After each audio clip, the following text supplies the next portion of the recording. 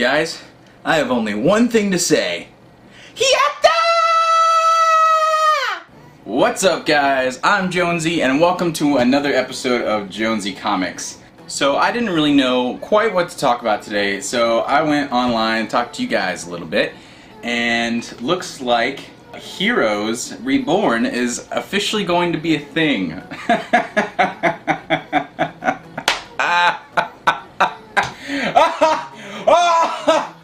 Anyway, basically it's going to be a mixture of old cast and some new cast, hence it's like a revival, reboot, definitely not a remake, because they're going along with the same continuity, which we'll talk about that in a second. Anyway, among the people who are not going to be there is going to be Hayden Panettiere, Ali Larder, Adrian Pasdar, Milo Ventimiglia, which I've never... Mike Birbiglia! Never. Somebody's gonna get that reference. And Zachary Quinto, which, you know, what? So yeah, those people will not be showing up, while there's some other main characters that have, you know, the guy who plays Hero. Anyway, I'm gonna do it again, like peak all your mics out of nowhere. My thoughts? Why, I guess, is my biggest question. And then how good? I'm speaking in like, you know, really obscure, vague questions. Why? How good? There's no point to me. I didn't really enjoy Heroes the last little bit there. And I think a lot of people can agree on that. I feel like it was pretty poorly done in the end. You know, season 1 was definitely the best. You know what? If the networks want to spend their money on this, you know, go for it. Great. But I don't think it's going to go over very well. I don't think it's going to be much other than fan service. And not even really done that well fan service, which kind of bums me out. Like, fan service, some of it's cool, some of it's awesome, and some of it you need. But some of it's just going to be bad. But as with all of these things, who knows how it's going to go. I'm gonna say what I had to say there, and then I'm just gonna leave my other judgments, reservations at the door, because we won't know until it comes out. We won't know. So, we'll just have to see. The next thing I wanted to talk about was the Sandman movie. Now, thank you guys for bringing that up as well. Here's the thing.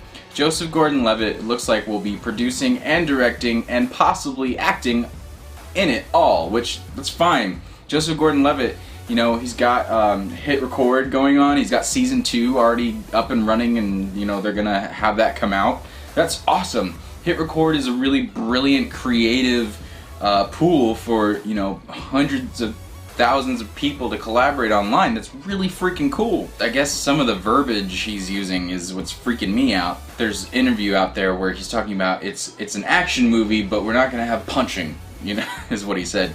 Because Neil Gaiman said, you know, I don't want any punching and stuff like that. No weird violence, like, not weird, but physical violence like that.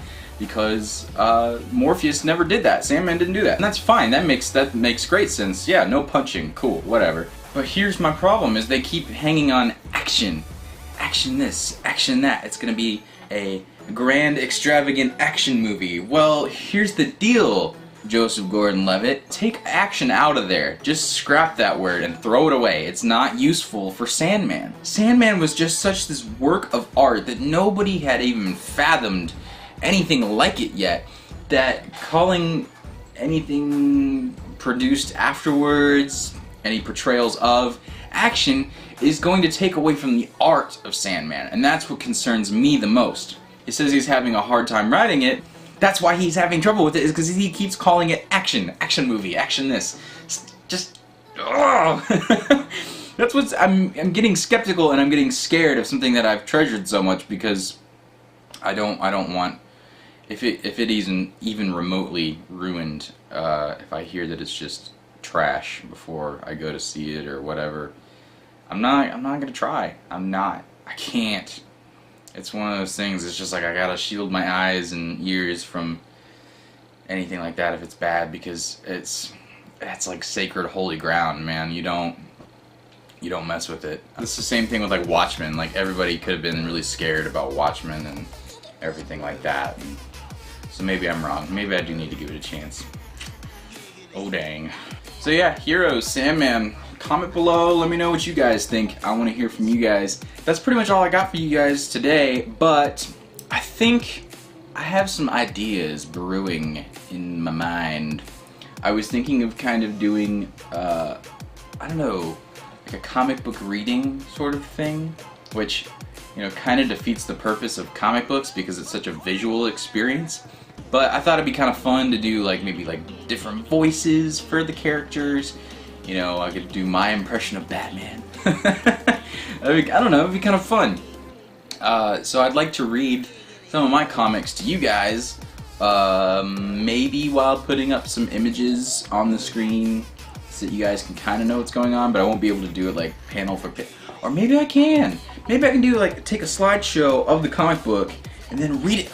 Oh, guys, if that sounds cool, it's like an audiobook visual thing for comic books.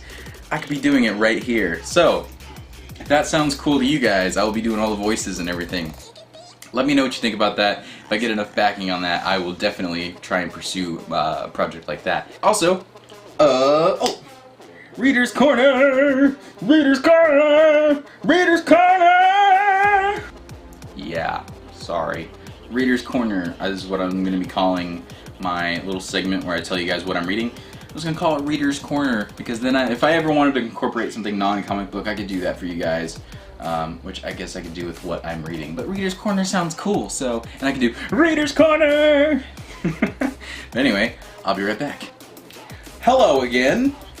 So, I've got this bad boy with me here. This is the DC Comics Showcase line, and it is Showcase Strange Adventures Volume 2! This is from mainly the 1950s, I believe. And it was a really cool time for comics, because they were, you know, when I think of this stuff, yeah, here we go, 1957, 1958. So around this time, the Comics Code Authority was, you know, the self-policing comic book thing. But it was very prominent during this time. If people wanted to step outside the box for comic books, they had to get pretty creative. So, you have some super cool stuff going on. Yeah, all black and white. None of this stuff is colored in this book. But the Strange Adventures, Secret of the Tom Thumb Spaceman, you know, something really crazy like that. I had to special order this into a store. You guys might be able to still find this on Amazon, I hope. If you can't, then I'm sorry that I even brought it up. But the Strange Adventures, these guys go in and out of print because DC will actually reformulate, re-edit, redo the book every once in a while. So they'll go off the shelf for a little bit and then they'll go back on when they've reprinted it. That's all I got for you guys. If you liked what you saw here, like, subscribe, comment below, let me know. If you guys want me to do anything else, let me know. Oh, and let me know what you think about the I guess it was like a story time comic book thing. I'll take pictures and like put them up, and oh, it'll be so cool. For people, comic book and non-comic book people alike, because it'll be kind of like a, you won't even have to be interested in comic books, it'll be like an audiobook for you. You just put it on your smartphone, just put it in your pocket and listen to it and go do stuff. Yeah. Thank you so much for watching. I'm Jonesy, and I will see you guys later. Yatta! Oh my god, I'm like sweating like a crazy person. Let's see.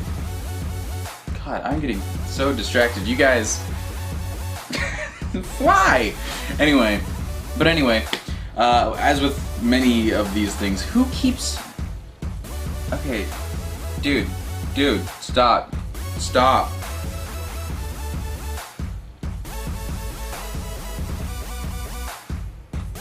Stop.